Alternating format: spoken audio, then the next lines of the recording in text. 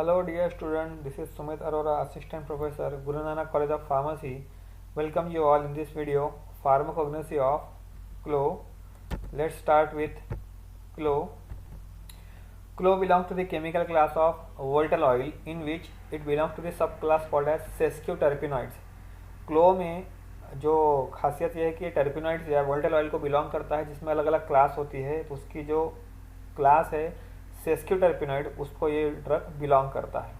Synonym clove जो बहुत famous word है, it is commonly called as lavang in Hindi and the part which we are using here is buds. So it is a clove flower, clove buds और Caryophyllum. कैरियोफाइलम एक constituent है जो क्लो में पाया जाता है, इसीलिए उसका सिनोनिम रखा है कैरियोफाइलम, या इसे आप कॉमनली लौंग भी कहा जाता है या लौंग कह सकते हैं. नेक्स्ट आता है बायोलॉजिकल सोर्स. तो इसमें जो पोर्शन यूज कर रहे हैं उसका नाम है फ्लावर बर्ड्स. तो clove are the dried flower buds obtain from the plant Eugenia caryophyllus. बहुत सारे बच्चों को सिर्फ यही नाम पता है कि यूजेनिया कैरियोफाइलस ये अकेला ऐसा सोर्स है जिससे क्लो के फ्लावर बर्ड्स पाए जाते हैं. लेकिन अगर ट्रिजन इवांस आप रेफर करते हो या नए बुक रेफर करते हो, उसमें एक और नाम ऐड किया गया है, उसका नाम है Syzygium aromaticum. Syzygium aromaticum is also a very good source of the clove. कई बार क्या हुआ था, एक बार एंट्रेंस एग्जाम में क्वेश्चन पूछा गया था, give the description of Syzygium aromaticum. तो जिसको पता था कि इसे क्लो कहा जाता है उसी को वह आंसर आया था, बाकी सब ये ढूंढ रहे थे कि इट इज यूजेनिया कैरियोफाइलस. तो मेरी ये रिक्वेस्ट है कि आप ये दोनों नाम याद रखोगे. One is called as Eugenia caryophyllus and second is called as Syzygium aromaticum. So this both are the sources and both are the name of genus and the species. It belongs to the family Myrtaceae, and the very important point is that it should not contain less than 15% of volume by weight of clove oil. आपका जो क्लो है उसमें 15% से कम क्लो oil नहीं होना चाहिए, नहीं तो वो फार्माकोपिया लिमिट के हिसाब से पास नहीं होता है. तो ये इसको मिला के होता है कंप्लीट बायोलॉजिकल सोर्स. तो ड्राइड फ्लावर बर्ड्स है, दो स्पीसीज का नाम याद रखना है, यूजेनिया कैरियोफाइलस. यूजेनिया कैरियोफाइलस के अलावा साइजेजिकम एरोमेटिकम, and it should not contain less than 15% of volatile oil. It belongs to the family Myrtaceae. Next आता है cultivation, collection and preparation. Generally अपन क्लो ऑयल की बात कर रहे हैं तो क्लो ऑयल का जो आइसोलेशन किया जाता है ये क्लेवेंजर एपरेटस के साथ किया जाता है. स्टीम डिस्टिलेशन जो प्रोसेस है वो यूज़ करती है. लेकिन उसके पहले आपको फ्लावर बर्ड्स का कल्टीवेशन करना पड़ेगा. उसके लिए दो फेवरेबल कंडीशन लगती है, वो यहाँ पे आपको ध्यान में रखना है. The following favourable conditions are required for the proper cultivation of the clove. First, it require deep rich loamy soil with high humus content. आपकी जो सॉइल है उसमें ह्यूमस कंटेंट ज़्यादा होना चाहिए और एनुअल रेनफॉल जो है in the range of 150 to 250 centimetre होना चाहिए. This are the two basic requirement for the proper cultivation. Again the propagation is done by sowing the seed. You have to sown the seeds and allow to grow the plant for the preparation of flower birds.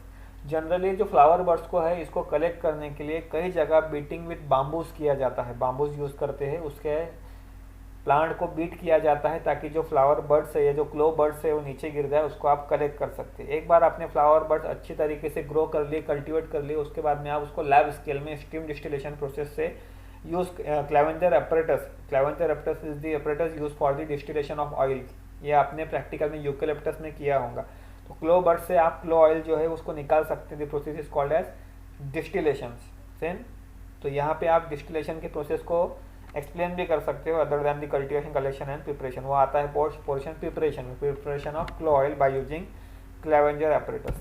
इसके बाद में आती है morphology. यहाँ अपन बात करें flower birds की तो साइज जो है, अगर आपने क्लो को देखे होंगे तो उसमें दो पोर्शन होते हैं. The upper portion is called as crown और उसी को सब कई जगह हेड कहा गया है, और जो नीचे का पोर्शन है उसको बोलते हैं स्टॉक.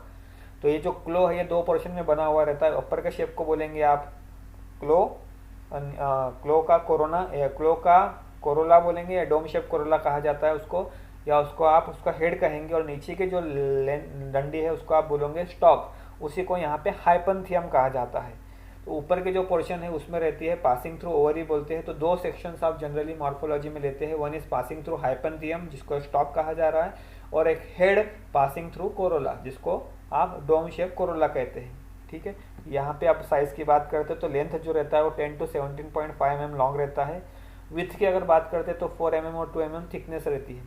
जो शेप की बात करते हैं तो आप सब सिलेंड्रिकल स्लाइटली फ्लैटेंड होता है. कलर आप सबको पता है ब्राइट या रेडिश ब्राउन कलर रहता है. अगर आप लॉन्ग खाते हैं तो एक एरोमा आता है, खुशबू आती है, और थोड़ी देर बाद वो स्पाइसी लगता है. Hence the order is spicy and aromatic in nature. In the flower bud, the hypanthium is surmounted, as we have already discussed. The stalk portion is called as hypanthium. It mainly consists of 4 parts. One is calyx, second is corolla, third is stamen, and fourth is style. In the flower bud, the hypanthium is surmounted by 4 thick divergent sepals, and it is surmounted or surrounded by a dome-shaped corolla. The corolla consists of unexpanded membranous petals with several stamens, and the prominent portion is called as style. क्लो जो है, जब कभी इसको आप water के ऊपर float करते हो तो ये सिंक करता है, ठीक है. तो these are the morphological characteristics of the clove. Next is very important microscopy. मैंने जैसे आपको बताया कि एक क्लो के 2 सेक्शन निकलते हैं, one is called as passing through ovary and second is called as passing through हाइपंथियम.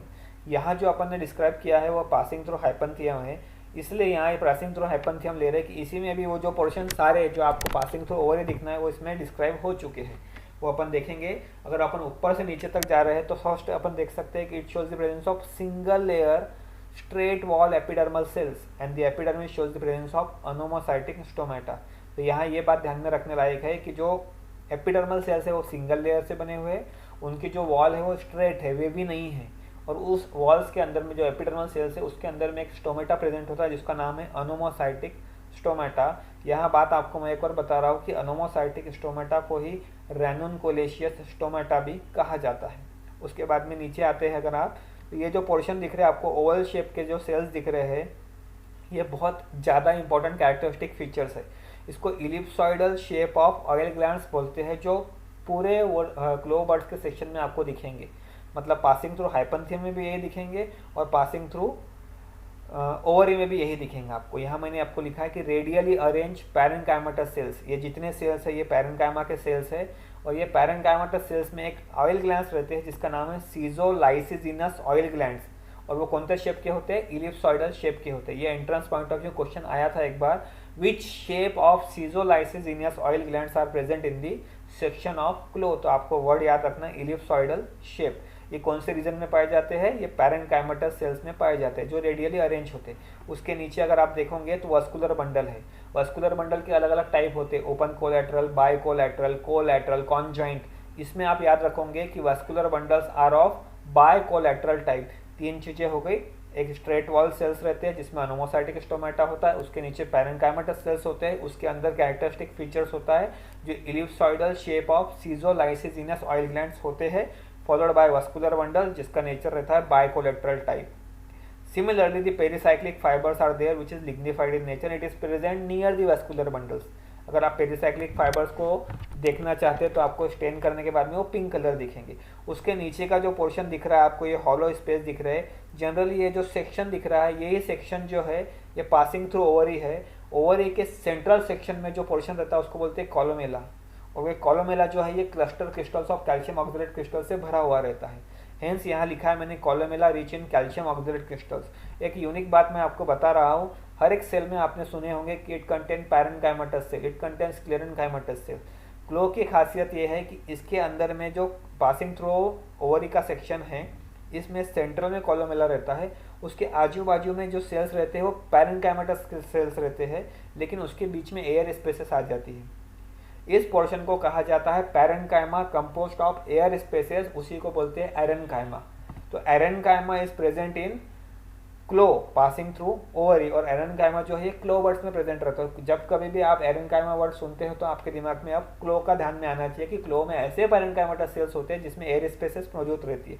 ये 5 चीजें जो मैंने आपको बताया, these are the characteristic diagnostic importance. इसी के बेसिस पे इसके एडल्ट्रेंट किए जाते हैं जो आपको एंट्रेंस पॉइंट ऑफ व्यू बहुत काम में आएंगे. नेक्स्ट आता है इसी का डिस्क्रिप्शन. मैंने हाईलाइट किया है जो पोर्शन आपको याद रखना है. फर्स्ट, ट्रांसवर्स सेक्शन में 3 चीजें होती है, एपिडर्मिस, कॉर्टेक्स और कोलेमेला. जो हाइपंथियम होता है उसमें एपिडर्मस सेल्स होते हैं जो स्ट्रेट वॉल्स के होते हैं, अभी अपन ने देखे. उसमें स्टोमेटा होता है एनिमोसाइटिक. ये जो मैंने पिंक कलर का लिखा है ये बहुत इंपॉर्टेंट है. The cluster crystals of calcium oxalate, they are rich in, the columella portion is rich in cluster crystals of calcium oxalate along with the shape of ellipsoidal shape of caesolysigenous oil glands. These are the characteristic diagnostic features. They are present in radially arranged parenchymatous cells. Followed by the vascular bundles is of bicollateral type. The most important point is that starch grains are absent.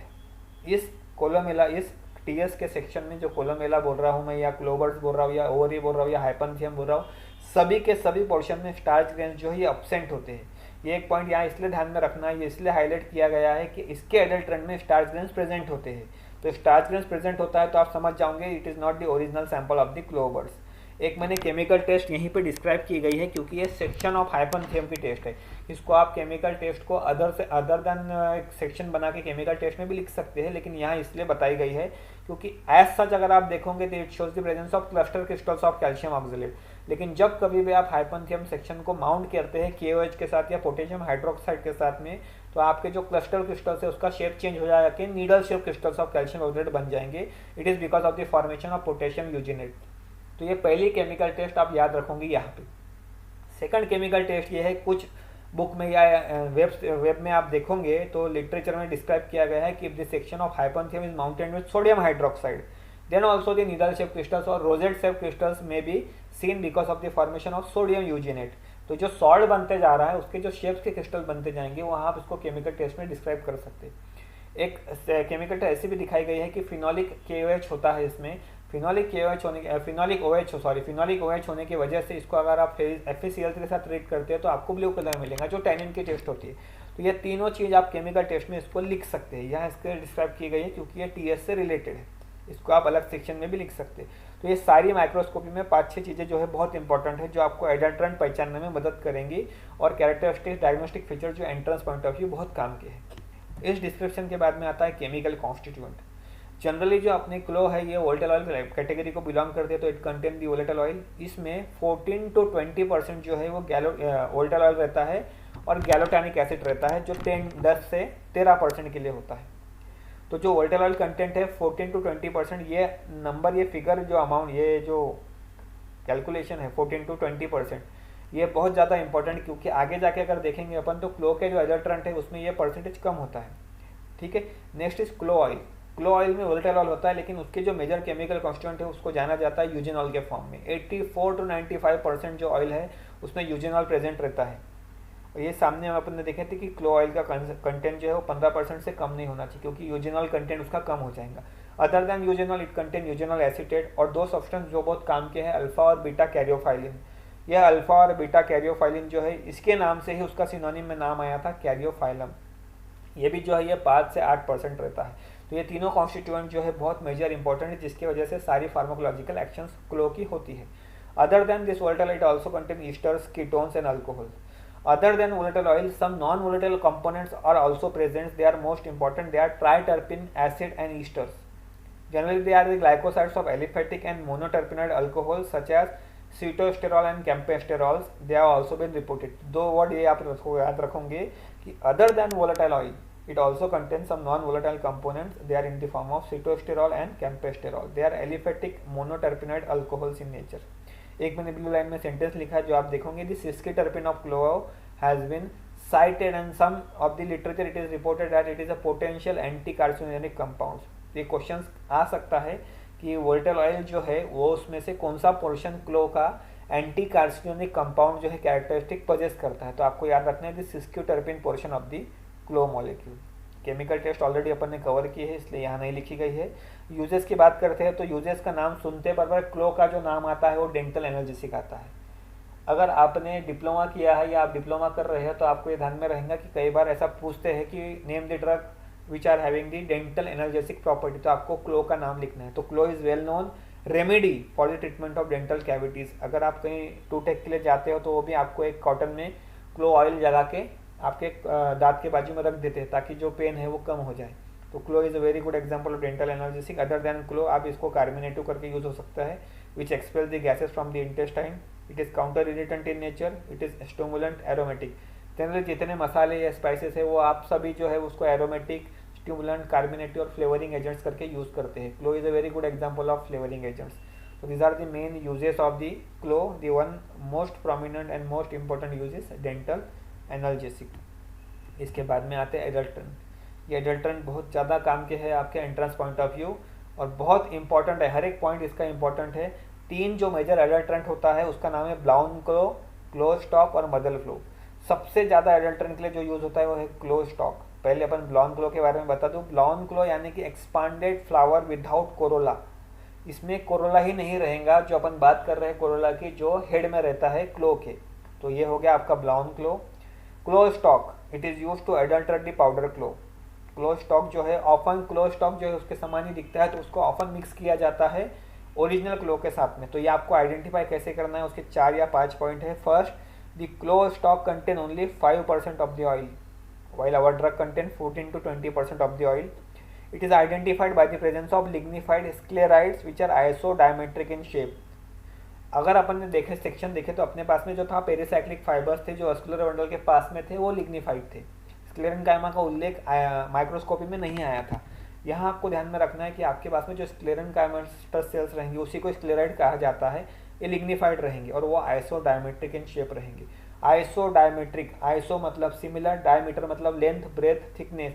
ऐसे sales जो length में, breath में और thickness में similar रहेंगे, जो lignified रहेंगे और स्क्लेराइड्स रहेंगे, उससे आपको आइडेंटिफाई करना है कि ये क्लो स्टॉक का सैंपल है।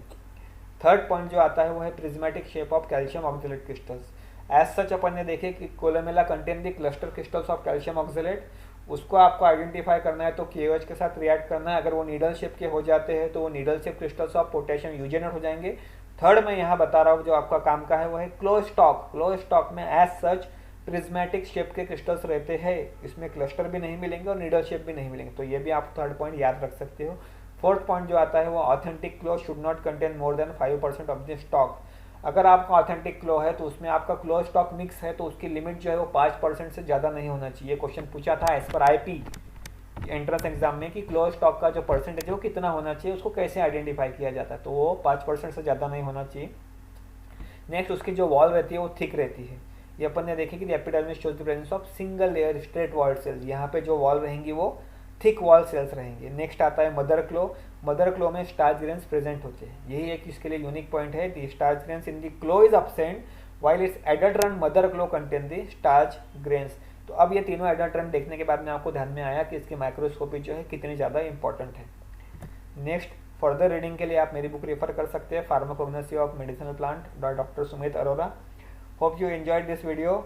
If you like my video, please like and subscribe my channel so that more and more video will be easily available to you.